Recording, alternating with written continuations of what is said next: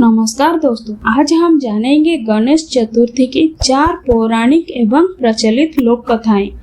संकष्टी गणेश चतुर्थी व्रत करने से घर परिवार में आ रही विपदा दूर होती है और कई दिनों से रुकी हुई मांगलिक कार्य संपन्न होते हैं तथा भगवान श्री गणेश की असीम कृपा प्राप्त होती है। माह की किसी भी चतुर्थी के दिन भगवान श्री गणेश की पूजा के दौरान संकष्टी गणेश चतुर्थी व्रत की कथा पढ़ना तथा सुनना जरूरी होता है। इससे संबंधित 4 कथाएं प्रचलित है। आइए जानते हैं। पहली कथा पौराणिक एवं प्रचलित श्री गणेश कथा के अनुसार एक बार देवताओं की कई विपदाओं में घिरे थे। तब वह मदद मांगने के लिए भगवान शिव के पास गए। उस समय महादेव के साथ कार्तिकेय और गणेश जी बैठे हुए थे। देवताओं की बात सुनकर शिव जी ने कार्तिकेय और गणेश जी से पूछा कि तुम में से कौन देवताओं के कष्टों का निवारण कर पाएगा। तब कार्तिकेय और गणेश जी दोनों ने ही स्वयं को इस कार्य के लिए सक्षम बताया।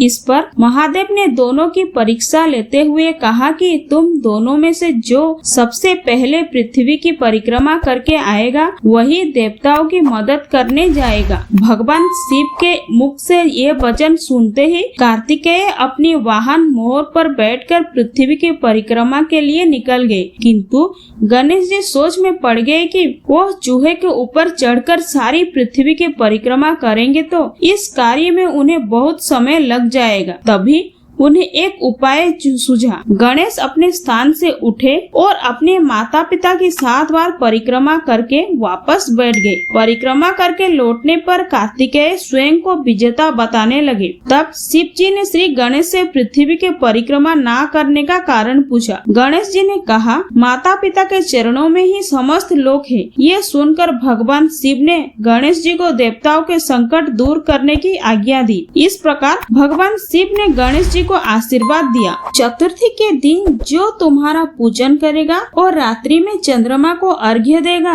उसको तीनों ताप यानी दैहिक ताप, दैविक ताप तथा भौतिक ताप दूर होंगे। इस व्रत को करने से व्रतधारी के सभी तरह के दुख दूर होंगे और उसे जीवन के भौतिक सुखों की प्राप्ति होगी। चारों तरफ से मनुष्य के सुख समृद्धि बढ़ेगी। पुत्र पौत्रादि तथा धन ऐश्वर्य की कभी कमी नहीं रहेगी। आइए जानते हैं गणेश चतुर्थी व्रत की दूसरी कथा। एक समय की बात है, राजा हरिश्चंद्र के राज्य में एक बार एक कुम्हार था। वह मिट्टी के घड़ा तथा बर्तन बनाता था, किंतु वह कच्चे रह जाते थे। एक पुजारी की सलाह पर उसने इस समस्या को दूर करने के लिए एक छोटे बालक को मिट्टी के बर्तन के साथ आंबा में डाल दिया। उस दिन संकष्टी चतुर्थी का दिन था। उस बच्चे की माँ अपने बेटे के लिए परेशान थी। उसने गणेश जी से बेटे के कुशलता के लिए प्रार्थना की। दूसरे दिन जब कुम्हार ने सुबह उठकर देखा तो आंबा में उसके बर्तन तो पक चुके थे, किंतु बच्चे को कुछ भी नहीं हुआ था। वो डर गया और राजा के दरबार में जाकर सारी घटना बताई। इसके बाद राजा ने उस बच्चे और उसकी माँ को बुलवाया तो माँ ने सभी तरह विघ्न को दूर करने वाली संकष्टी चतुर्थी का वर्णन किया। इस घटना के बाद महिलाएं अपनी संतान और परिवार के सौभाग्य के लिए संकट चौथ का व्रत पालन करने लगी। आइए जानते हैं गणेश चतुर्थी व्रत की तीसरी कथा। एक समय की बात है, भगवान विष्णु के विवाह लक्ष्मी जी के साथ निश्चित हो गया। विवाह की तैयारी होने लगी। सभी देवताओं को निमंत्रण भेजे गए, परंतु गणेश जी को निमंत्रण नहीं दिया गया। कारण जो भी रहा हो, अब भगवान विष्णु के बारात जाने का समय हो गया। सभी देवता अपनी पत्नियों के साथ विवाह समारोह में आए।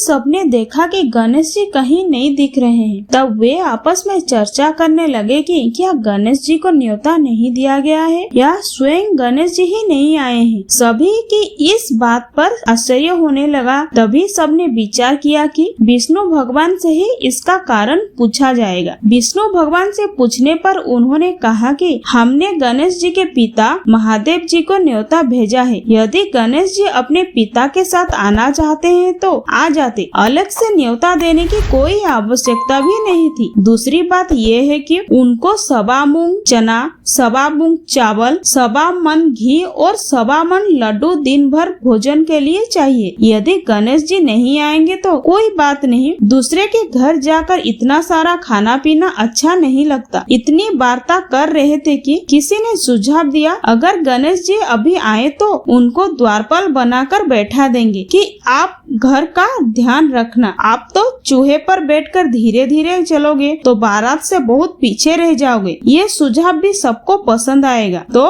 विष्णु भगवान भी अपनी सहमति दे दी। अगर गणेश जी अभी यहाँ आए तो उनको द्वारपाल बनाकर बैठा देंगे कि आप घर का ध्यान रखना। आप तो चूहे पर बैठकर धीरे धीरे चलोगे तो बारात से बहुत पीछे रह जाओगे। ये सुझाव भी सबको पसंद आ गया तो विष्णु भगवान भी अपनी सहमति दे दी। इतने में ही गणेश जी वहाँ आ गए और उन्हें समझा बुझाकर घर की रखवाली करने बैठा दिया गया। बारात चल दी। तब नारद जी ने देखा कि गणेश जी तो दरवाजे पर ही बैठे हुए हैं, तो वे गणेश जी के पास गए और रुकने का कारण पूछा। गणेश जी कहने लगे कि विष्णु भगवान ने मेरा बहुत अपमान किया है। नारद जी ने कहा कि आप अपनी मूषिक सेना को आगे भेज दे तो वो रास्ता खोद देगी, जिससे उनके वाहन धरती में धंस जाएगा। तब आपको सम्मान पूर्वक बुलाना पड़ेगा। अब तो गणेश जी ने अपनी मूषक सेना जल्दी से आगे भेज दी और सेना ने जमीन पोली कर दी। जब बारात वहां से निकली तो रथ की पहिए धरती में धंस गया। लाख कोशिश करी परंतु पहिए नहीं निकले। सभी ने अपने अपने उपाय किए परंतु पहिए तो नहीं निकले, बल्कि जगह जगह से टूट गया। किसी की समझ में नहीं आ रहा था कि अब क्या किया जाए। तब नारद जी ने कहा कि आप लोगों ने गणेश जी का अपमान करके अच्छा नहीं किया। यदि उन्हें मना कर लाया जाए तो आपका कार्य सिद्धि हो सकता है और ये संकट भी टल सकता है। शंकर भगवान ने अपने दूत नंदी को भेजा और वो गणेश जी को लेकर आए। गणेश जी का आदर सम्मान के साथ पूजन किया गया। तब कहीं रथ का पहिया निकले। अब रथ के पहिए निकल तो गए परंतु वे टूट फूट गए थे, तो उन्हें सुधारे कौन? पास के खेत में खाती काम कर रहा था, उसे बुलाया गया। खाती अपना काम करने के पहले श्री गणेशाय नमः कहकर गणेश जी की वंदना मन ही मन करने लगा। देखते ही देखते खाती ने सभी पहियों को ठीक कर दिया। तब खाती कहने लगा कि देवताओं, आपने सर्वप्रथम गणेश जी को नहीं मनाया होगा और ना ही उनकी पूजन की होगी, इसीलिए तो आपके साथ ये संकट आया है। हम तो मूर्ख अज्ञानी हैं, उनका ध्यान करते हैं। आप लोग तो देवतागण हैं, फिर भी आप गणेश जी को कैसे भूल गए? अब आप लोग भगवान श्री गणेश जी के जय बोलकर जाएं, तो आपके सब काम बन जाएंगे और कोई संकट भी नहीं आएगा। ऐसा कहते हुए बारात वहाँ से चल दी और विष्णु भगवान को माता लक्ष्मी जी के साथ विवाह संपन्न करके सभी सकुशल घर लौट आए। आइए जानते हैं गणेश जी के व्रत कथा की चौथी पौराणिक कथा के अनुसार एक बार महादेव और माता पार्वती नर्मदा नदी के तट पर बैठे हुए थे। बैठे बैठे वो उबने लगे तो माता पार्वती ने महादेव जी से चौसर खेलने के लिए कहा। महादेव माता पार्वती की बात सुनकर चौसर यानी चौपड़ खेलने के लिए तैयार हो गए। अब उनके सामने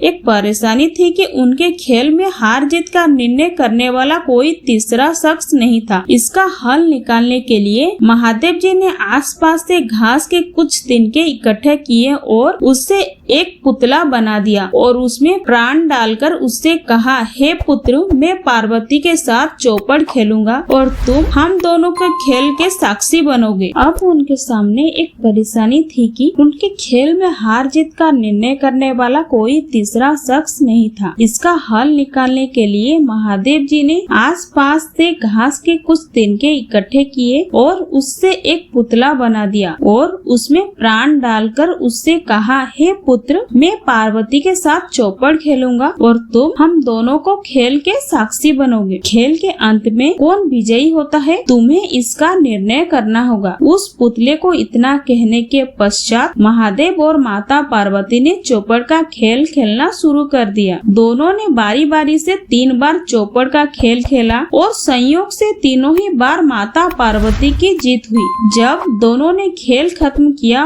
और उस पुतले से विजयी होने वाले का नाम पूछा तो उसने महादेव को इस खेल का विजयी घोषित कर दिया। इससे माता पार्वती को क्रोध आ गया और उन्होंने उस पुतले को लंगड़ा होने और कीचड़ में पड़े रहने की श्राप दे दिया। माता से श्राप सुनकर उस पुतले ने कहा, हे माता, मैंने इस खेल का गलत निर्णय अपने अज्ञान के कारण लिया। मैंने किसी गलत मंशा से यह निर्णय नहीं लिया। कृपया मुझे क्षमा कर दे। पुतले की बात सुनकर माता पार्वती को दया आ गई और उन्होंने उसे कहा, 1 साल बाद यहाँ पर गणेश की पूजा करने के लिए नाग कन्याएं आएंगे। उन्हें पूछकर तुम गणेश व्रत और पूजन करना। ऐसा करने से तुम्हें मनोवांछित फल मिलेगा। इतना कहकर माता पार्वती और महादेव वहाँ से वापस कैलाश की तरफ चले गए। 1 साल बाद उसी स्थान पर नाग कन्याएं आई। जब उन्होंने गणेश व्रत के पूजन की विधि शुरू की, श्रापित पुतले ने उनसे इस पूजन की विधि बताने की प्रार्थना की। नाग कन्याएं ने विस्तार से उस पुतले को गणेश पूजन की विधि बताई। इसके बाद उस पुतले ने विधि अनुसार 21 दिनों तक गणेश जी के उपवास किया और उनका पूजन किया। इस पूजन से गणेश जी काफी प्रसन्न हुए और उन्होंने उस पुतले को मनोवांछित वर मांगने के लिए कहा। पुतले ने कहा, हे प्रभु, आप मेरे पैरों में इतनी शक्ति दे कि मैं कैलाश पर्वत पर जाकर अपने माता पिता से मिल सकूं और उन्हें प्रसन्न कर सकूं। गणेश जी ने तथास्तु बोला और वहाँ से वे चले गए। इसके बाद पुतला रूपी वो बालक चलते चलते हुए कैलाश पर्वत तक पहुँचा और वहाँ पर भगवान शिव से मिला। महादेव से उसने सारी बात बताई। बालक की बात सुनकर महादेव ने भी 21 दिनों तक गणेश व्रत करने की इच्छा जताई। दरअसल चौपड़ के खेल वाले दिन माता पार्वती महादेव से भी नाराज होकर कैलाश छोड़कर वहाँ से चली गई थी। माता पार्वती को मनाने के लिए महादेव ने भी 21 दिनों तक गणेश व्रत किया। ऐसा करने से माता पार्वती 21वां दिन कैलाश पर्वत वापस आ गई और उनके मन में महादेव के लिए जो नाराजगी थी वह भी दूर हो गई। माता पार्वती के वापस आने पर महादेव ने सारी बात उन्हें बताई। ये सुनकर माता पार्वती के मन में भी अपने बड़े पुत्र कार्तिकेय से मिलने की इच्छा उत्पन्न हुई। उन्होंने 21 दिनों तक गणेश व्रत करने का निर्णय लिया। उस पुतले रूपी बालक द्वारा बताई गई विधि अनुसार माता पार्वती 21 दिनों तक गणेश जी का व्रत किया और विधि से पूजा अर्चना भी की। व्रत के 21वां दिन ही कार्तिकेय खुद ही अपनी माता से मिलने के लिए कैलाश पर आ गए। आगे चलकर इस कथा और व्रत के बारे में कार्तिकेय ने ऋषि विश्वामित्र जी को भी बताया। विश्वामित्र जी ने भी 21वें दिन तक यह व्रत रखा कर गणेश जी की पूजा की। भगवान गणेश जी ने प्रसन्न होकर उन्हें ब्रह्मर्षि होने का वरदान दिया। इस कथा से सीख मिलता है कि गणेश चतुर्थी व्रत कथा के जरिए गजानन देव को प्रसन्न किया जा सकता है। सच्चे मन से इनका उपवास करने से मनोकामनाएं शीघ्र ही पूरी होती है। ये थी श्री गणेश व्रत कथा। आशा करता हूँ कि ये कथा आपको अच्छी लगी होगी। ऐसी और कथाओं के जानने के लिए हमारे चैनल को सब्सक्राइब अवश्य करें। जय श्री गणेश।